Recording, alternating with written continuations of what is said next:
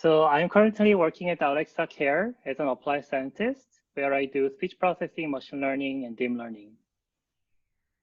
And I've been in the US for 12 years, and I know it's a difficult time, probably the worst ever. I've been seeing like bad news about layoffs, furloughs, and hiring freeze, and that really affected my close friends too. And it's a sad time, it's a difficult time. And by pure luck, I'm at Amazon now. Amazon is probably one of the most secured company for machine learning scientists, but I do feel sorry to people in unfortunate situations.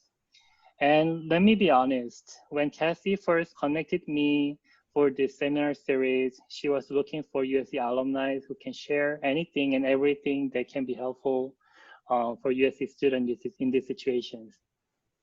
And I thought it was a great event, great mind, and I really hoped I could be useful for anything useful, but I wasn't sure if I've got anything useful for you students. Then I started to think about my time. USC offered me one of the most happiest times in my life. Great people and lots of resources and learning, but certainly it wasn't easy. I did fail some projects. I did have some kind of imposter syndrome as well. I knew my resume and CV were not competitive enough for the jobs I wanted. It was tough when interviewers lost their interest on me pretty early on. Some interviewers were even mad at me. I'm serious.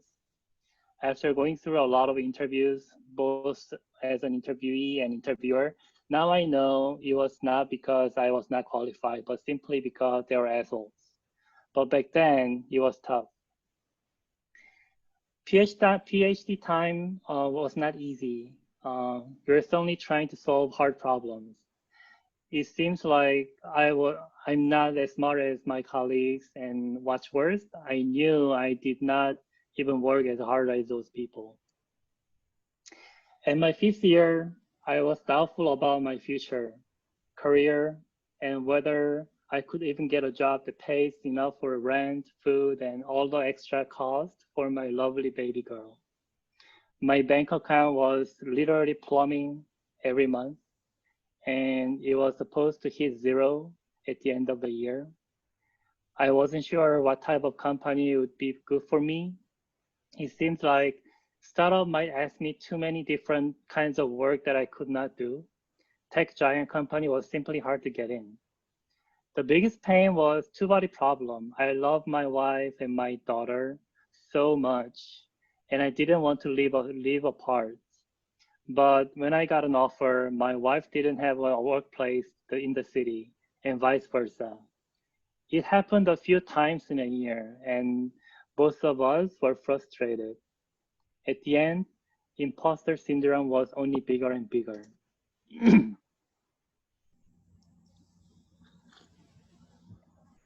Probably I was captivated by these thoughts. This is my first step in my career. My first step. It could be offset direction and with momentum. Just like this. If I put my first piece, it's gonna be like a ladder over time in the direction of a blue arrow, and my goal is the end of it. What was my goal? I realized I didn't think about it carefully with good amount of time and put high weights on it for my job hunting. I knew I wanted millions of dollars in my bank account, really. And I also like nice houses with good neighbors, and I like Porsche and Ferrari. I was in the car club when I was in college. I really like those cars. And I wasn't such an idiot. I put FANG as a ladder for that, and like close to IPO or about to IPO companies lower than that, and early stage IPOs, early stage startups at the bottom. I literally had no idea about the world and what the jobs can offer me. I mean, who makes a lot of money? Who creates incredible values and huge impact? Who might, who does real jobs and who does real work for those? Somebody said, careers are not a ladder. They're just a jungle gym.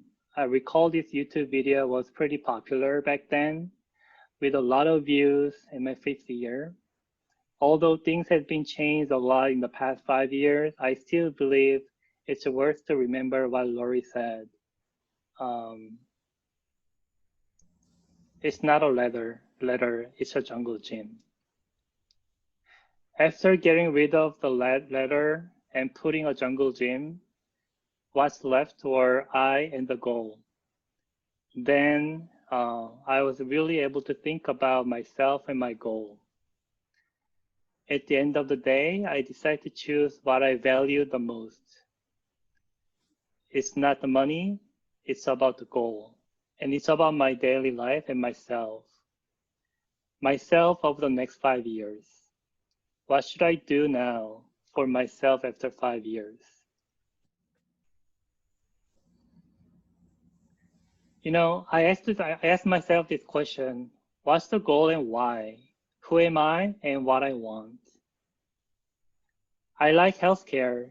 I like helping people. And I hate people going through challenging situations alone. That really gives me cry when I see it. When I had a chance, I chose something about healthcare. For example, in a college, I worked at a hospital of medical school as a volunteer, and my job was helping nurses and doctors who were always super busy. I mean, simple jobs, unboxing supplies, putting in shelves, setting up tables for simple surgeries. And I was very happy I did that. When I was in military, I always chose serving people in challenge so that they can see a lot of different things. When I was in PhD program, there was a machine learning challenges. I always chose something about healthcare. During my career, I also chose an option to work in the healthcare world, start a company. Now I'm in healthcare company again. Also, I like voice technology. I truly believe voice technology will be one of the biggest impact on our daily lives and change how we use and interact with the machines. And most importantly, I wanted to create a huge impact, changing millions or billions of people's lives, assisting healthcare in their lives. After having these thoughts, I became open-minded because whatever opportunity that can bridge between myself and the goal is valuable.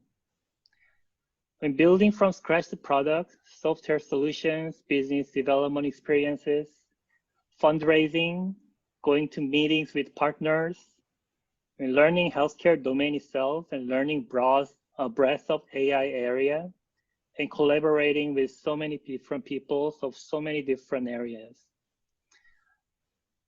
I don't know where I will land on eventually. I still don't know, but while making side moves and going up and down in the jungle gym, I'd be happy that I'm certainly learning something of those broad skill sets and going deeper. It turns out this approach has a lot of advantage. I work proactively. I work for myself, not for others or anything else. I tried things early on, regardless my roles and if it is inside or outside of my full-time jobs, because I can do better next time if I do it now. There are many other advantages, but now I think be nice is really important for reaching my goal. Wherever I do, eventually my most important job is to collaborate with a lot of people. And I can't imagine to do that without being respectful and be respected. Do not judge people and things too early based on my very narrow and limited view. Also, I never know who will do that in the next 5 years and who could have helped me in that way. So what happened to me since then? I worked at 5 different teams in the past 6 years, including internship. Small companies like Cobalt Speech and Language and Canary Speech, and also big companies like Qualcomm, Amazon Alexa Speech, and Amazon Care. And all of them offer me different experiences that I needed.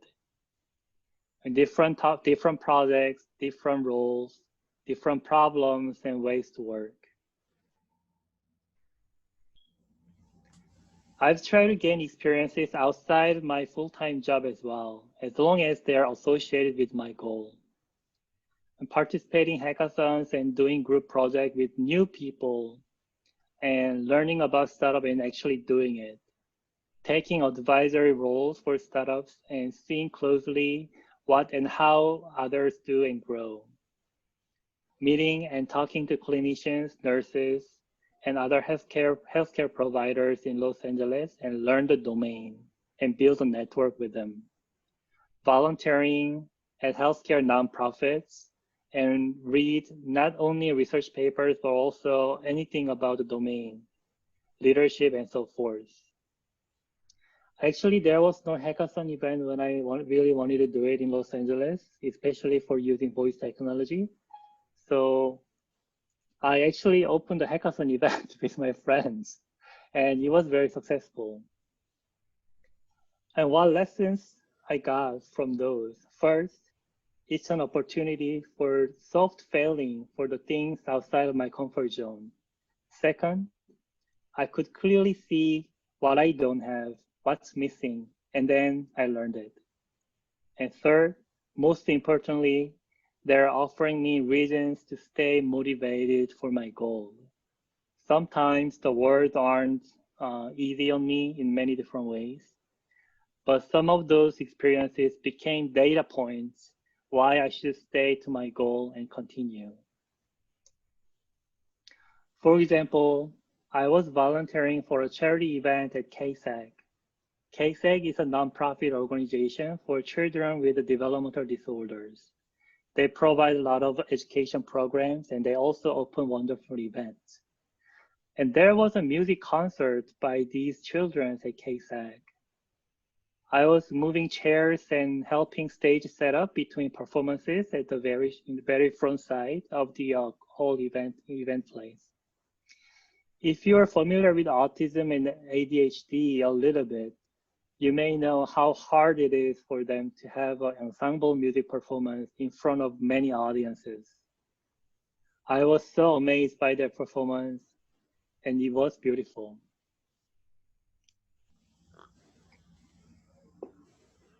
And then, almost at the end of the event, I looked back to the audience side.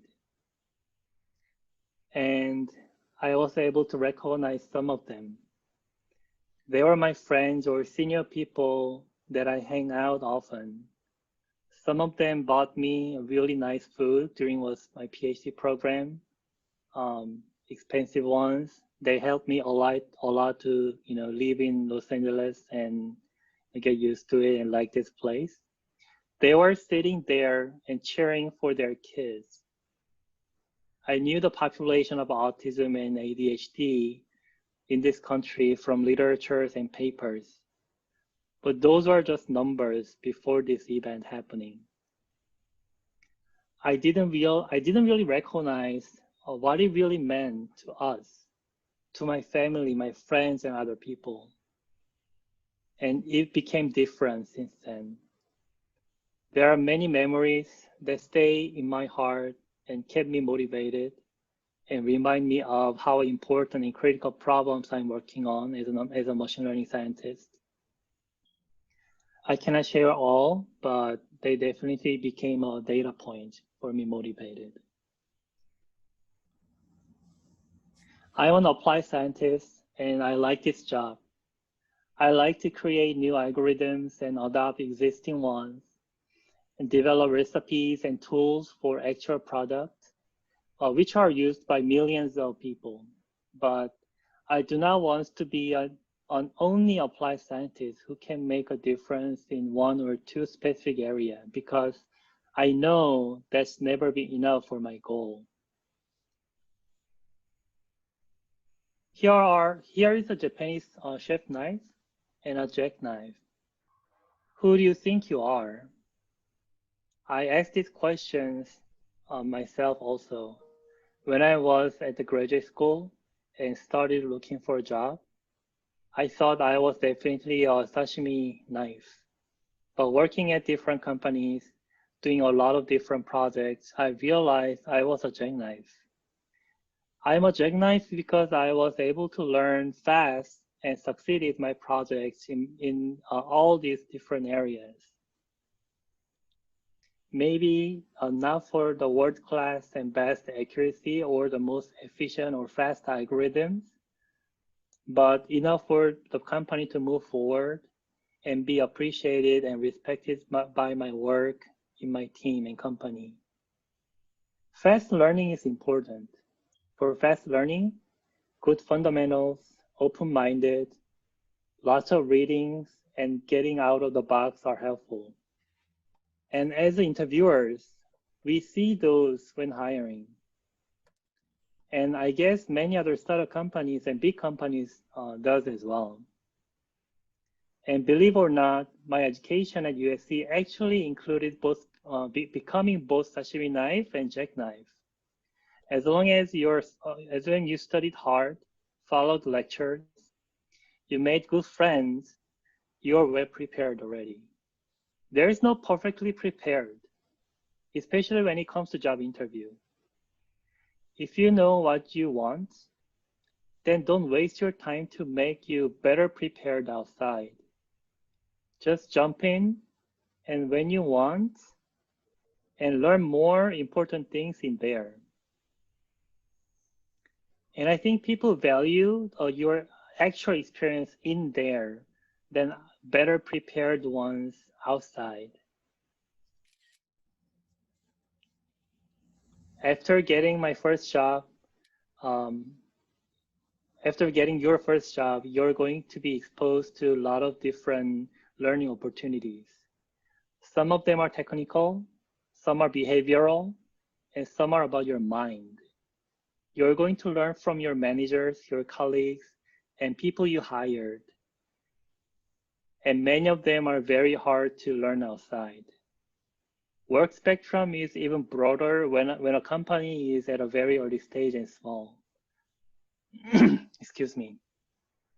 I personally gained much more confidence towards my goal when I was at early stage company, because I was open to so many different roles and responsibilities which were successful. Of course, there are many fails, but again, there are soft failings, and you can learn early and get better for the next time. It's a way better than a hard failing later. Now you know what happened to me, Jangwon, and what these two phrases meant to him.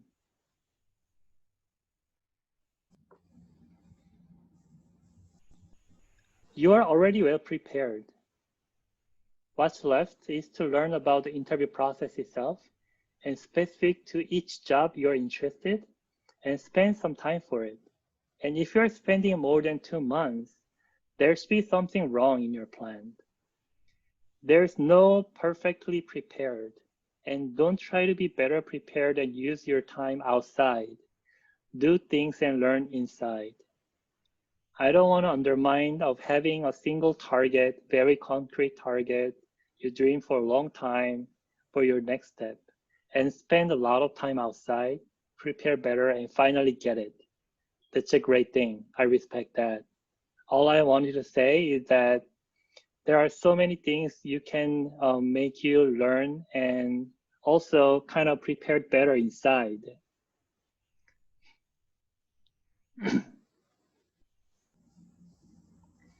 For learning a lot from inside, in my experience, being open-minded was very, very useful.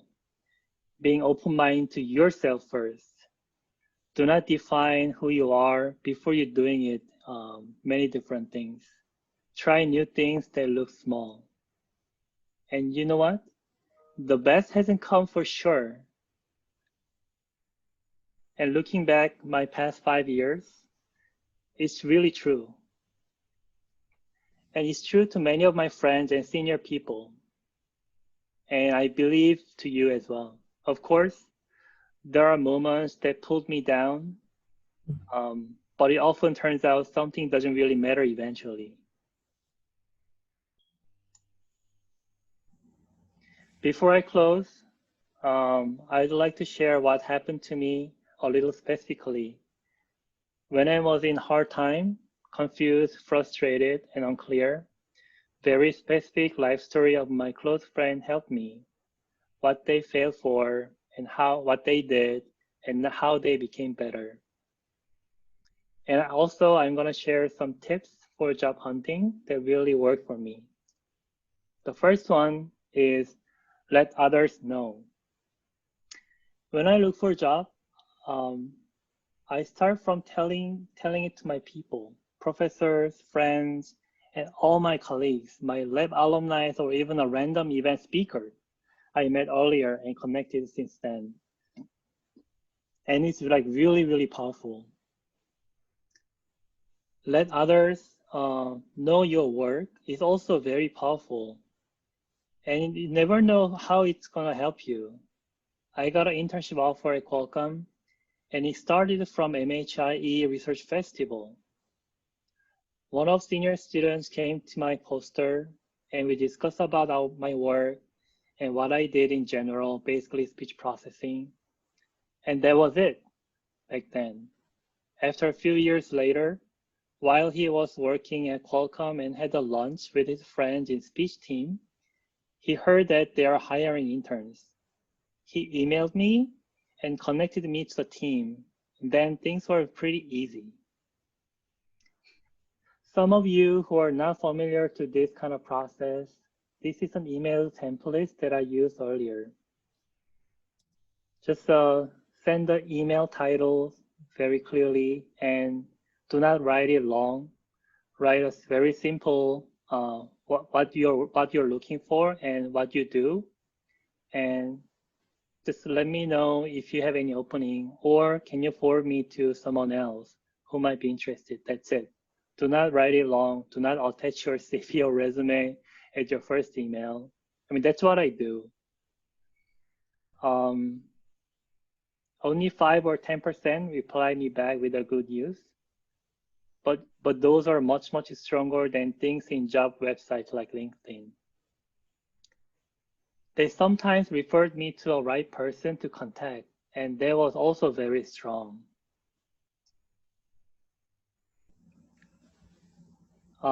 Next one is join if good teams and what you want to learn. Going to a small company offered me an amazing experience.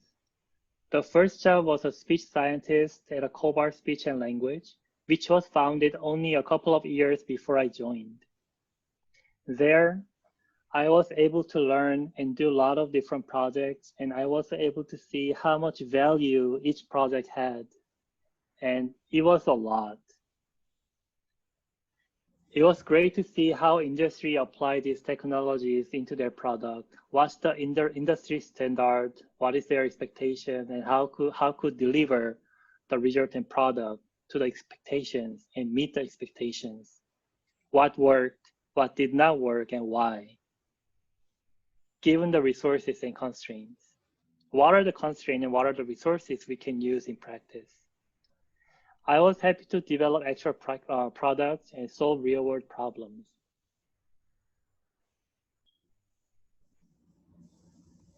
I often told, and the third one is ask what you want continuously. I often told my boss that I really like healthcare problems and new ideas that could be a startup items. Although my ideas were not realized, he asked me first, than other people when there was an opportunity at his sister's startup company. It was a healthcare focus, and they needed a machine learning and speech guy. When moving to the startup company at Canary Speech, I asked for a bigger role and responsibility because I have the experience on the healthcare and speech. And honestly, I don't think they would offer me that role unless I asked. Decision for giving a bigger responsibility is made conservatively in most cases. How can I admit a new guy? Oh, okay. But it's also true that they need to know if you're really interested in the role and passionate about. Whether you're open-minded to the different work outside your comfort zone, that's also very important to know. And one of the first steps to do is just do it, or start from asking for it. At Canary Speech, I was able to gain many different experiences from product building, partnership, project scoping, hands-on work with AI breath, and see why things succeed and why it failed.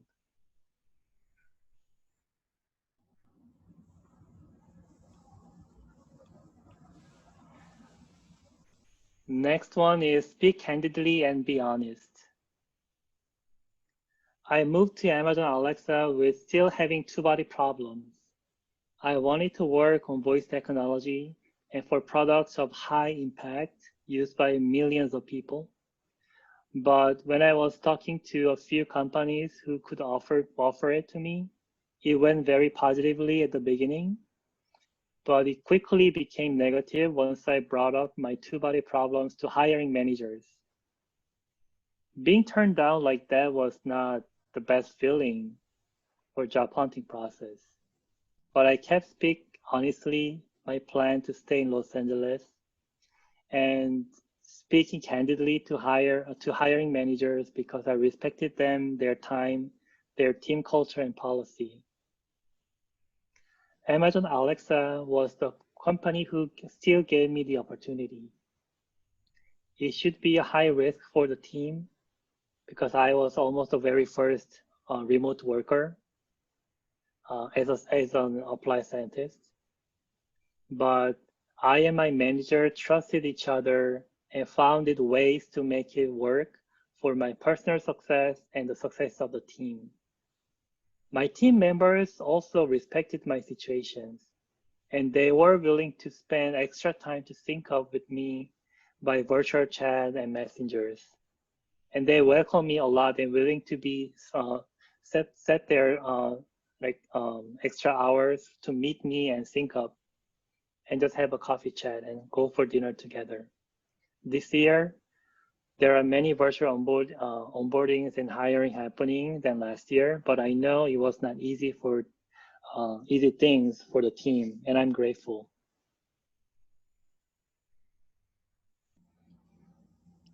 I know many of you are looking for a job, about to graduate, but you have heard a lot of bad news. Um, but Amazon is actually hiring crazy. I mean, if you see this number, I just copied this page last night. There's so many job openings, and many of them are software engineer or scientist job. I mean, looking at inside of Amazon, we always wanted to hire a good people. We are like really hunger for that. So please apply a lot. I can be a bridge for you. And before I close, I also want to share another experience. There is no useful experience. It's just for your goal. A few months ago, I started to think about jumping into NLP and NLU world. It's a little different area from speech processing and speech machine learning, but I was aware that so much interesting things are happening now. Also, I've been working on speech mostly in the past 10 years, and I wanted to do something new. Since since I did not have NLP experience much, I wonder if I could join NLP team. But I used the method, let others know. And again, I was able to do interviews with many teams and got offer from them. I actually let my colleague know in Amazon Care, and he was my advocate for give me an internship opportunity and meet the leadership people, whether they can create new positions for my interview. I chose Amazon Care because I was able to do NLP, NLU work in healthcare. It was like amazing stuff, right? This team didn't have an opening at the beginning, but I pitched quite a lot for what I did in healthcare so far. Previous work experience at Canary Speech, the healthcare startup, and all the hackathon project I did, like group project and so forth. I don't know how much useful they are actually, but I think it was actually helpful because, for example, my interview with the senior manager went really, really well. We talked about my previous experience of all those, and it went like twice longer than what is scheduled. Amazon Care is like a startup company within Amazon focused on healthcare.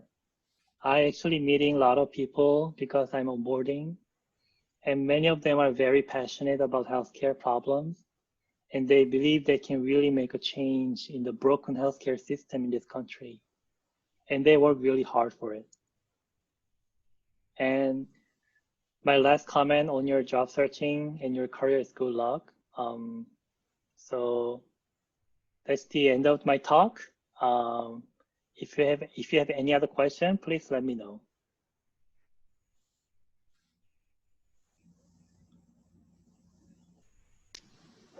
Thanks, Jangwon. That was a great talk. If I may ask everybody, please unmute and let's give Jangwon a round of applause.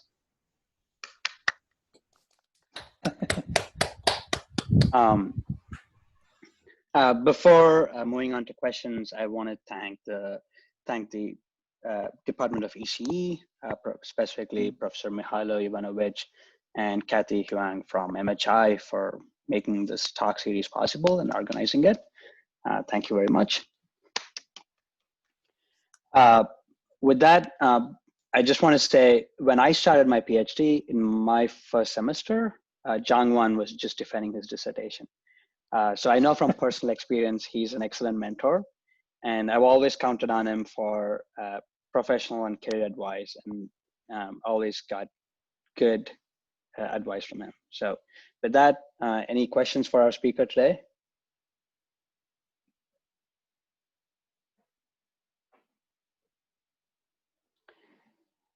Could you show your email address again? I did not catch that. Let me type it here directly.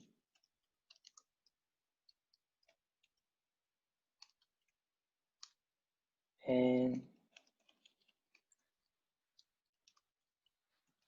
I also share my personal emails.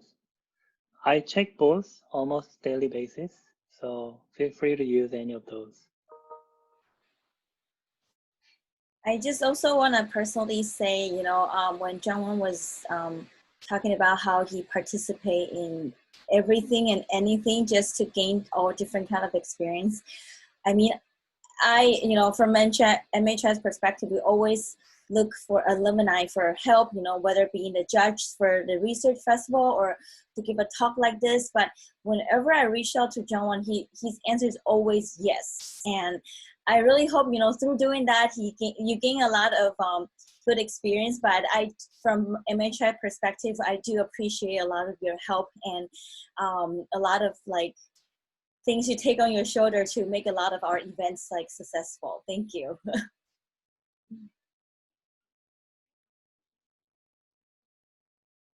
Does anyone have any question for him? I have one. I like the analogy of the sashimi knife and the jackknife, Jangwon. Mm-hmm. But if you have worked on a variety of different fields during a PhD, in other words, you're a jackknife, are the job opportunities still as good? then how would you market yourself?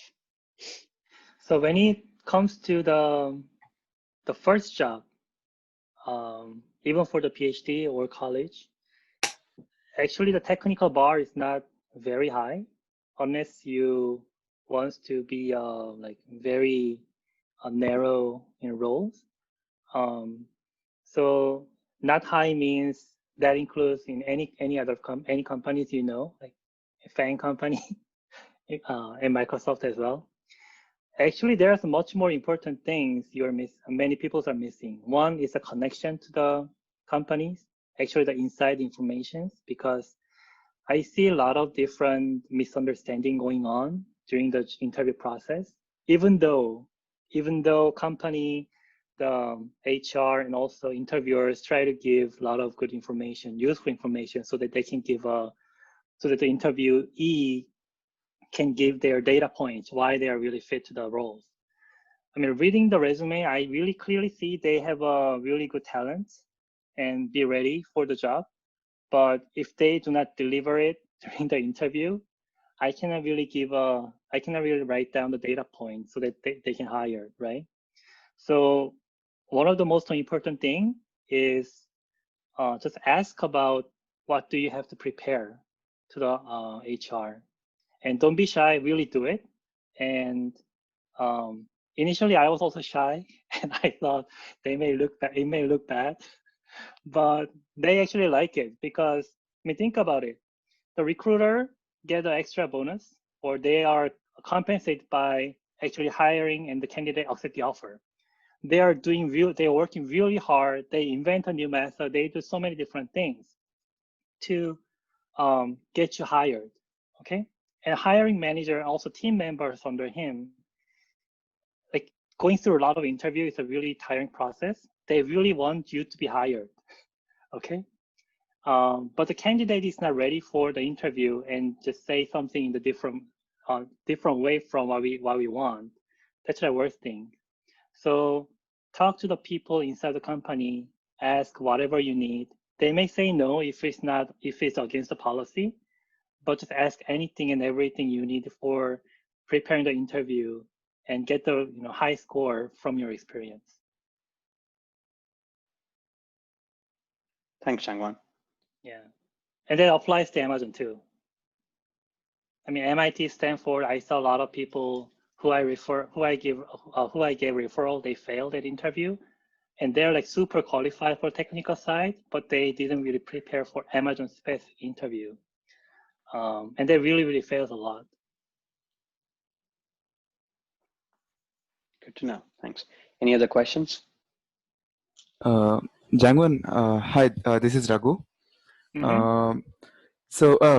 Nice talk. It was a really motivating one. So I just had one question. So you mentioned that it's good to work on a lot of different things that interest you and good to explore stuff, right? But I'm into my 5th year right now in PhD. So I wouldn't say it's a short period of time, the entire PhD thing, but it's a limited period of time, right? So do you have any suggestions on how to balance between working towards your thesis, like towards the final research goal, versus working on a broad variety of topics to gain more knowledge? So how do you find the trade-off between those two? Do you have any suggestions on that?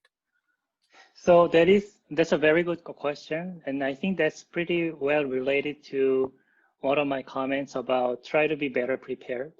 So if you completed your PhD program, you write a thesis, and your advisors and your committee approve it, you are already well prepared. So there is no better prepared and perfectly prepared when it comes to applying for your next step. You're probably already prepared. Okay. Okay. So yeah, that's my suggestion. Okay. I see. Okay. Thank you. But what's more important is doing really good work, but do not put more time for doing better work, because what you're doing is already good work. Okay. Yeah. Thanks, Jangwon.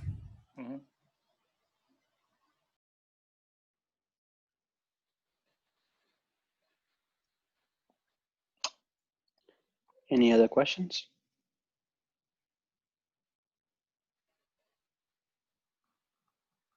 I have a question for Kim. Mm-hmm. So you know that in these years, the technology are developing very, very fast, and some new tools or techs may be invented and may be applied to the industry. So during your long working time, how would you learn the new knowledge and apply to your work? That's a really good question. I mean, catching up what's happening and reading a lot of papers is like super important. So I always put my first 1 hour at the beginning of every day for reading new things.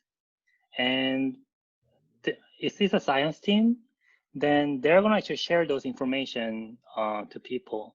And the company also try to give you a lot of news and updates on what's happening in the world. So that's what I do, because if I swarm into my project and people are always busy, then it's very easy to just miss that. So that's what I do. And I mean, I cannot really see other way to be able to deliver result, because the bar on the machine learning algorithms and accuracy and like speed and many different things are always going higher and higher. And if you don't do it, then you're gonna lose the track.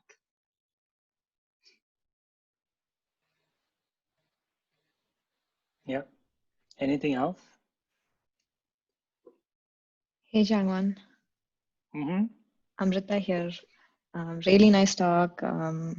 It always, like, even on a personal note, I'm always impressed by how enthusiastic you are when it comes to new topics and keeping an open mind. Maybe because I struggle with it so much. But I have a different question for you. I know you have been working remotely even before, the pandemic began.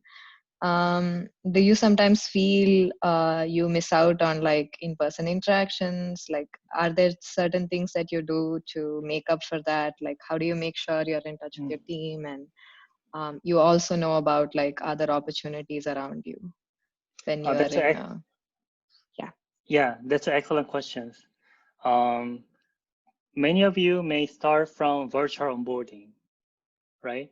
Because I hope COVID ends really soon and everybody can have in-person interaction with a new team, but it's unlikely happening. So many of you are going to do virtual onboarding in new workplace. It is really hard. It is really hard, and you definitely need help from your team. And the best way to get the help from the team is ask your managers and also your team member and really tell them you need help. And I actually saw a couple of people who really struggled a lot, although they have an industry experience, really good industry experience for virtual onboarding. And what really made them hard is that, I mean, they are definitely hard workers, but the company resources is not really friendly for virtual onboarding yet. And I don't think it's gonna be friendly enough for you for easy onboarding. So I strongly suggest you to ask help and just ask whatever you need. And second, you really, if you stay apart from your team, you're gonna miss a lot of really good information for your project and also for your career. So what I personally do is just ask a coffee chat with senior manager, with directors, or they usually have an office hour, and I just book time slots and just ask directly. For example, I wanted to know what project will be selected and what project is valued in the team, in the organizations. Then I book one office hour with a director, and I just ask directly, what is your favorite project? I have this idea. Do you think it's gonna work? It's gonna align well? Then, and surprisingly, they open very, very clearly, and they also prepare for the next step for how Jangwon can be aligned with those company projects. And I mean, I see. it's so amazing how companies, put their efforts and prepare resources when asked. Mm-hmm. So yeah, trust the system, trust your director, your manager, although they are not super nice to you always. Just trust that and then just ask. That's the best way. Thanks, Jangwon. Yeah. And even for the PhD time or your graduate school time, whenever you have a difficulty, talk to your professors. I mean, I cannot say how many help I got from Shri for any details and whatever it is. Yeah, he's a super nice guy. Get a lot of help from him. Thanks, Jangwon.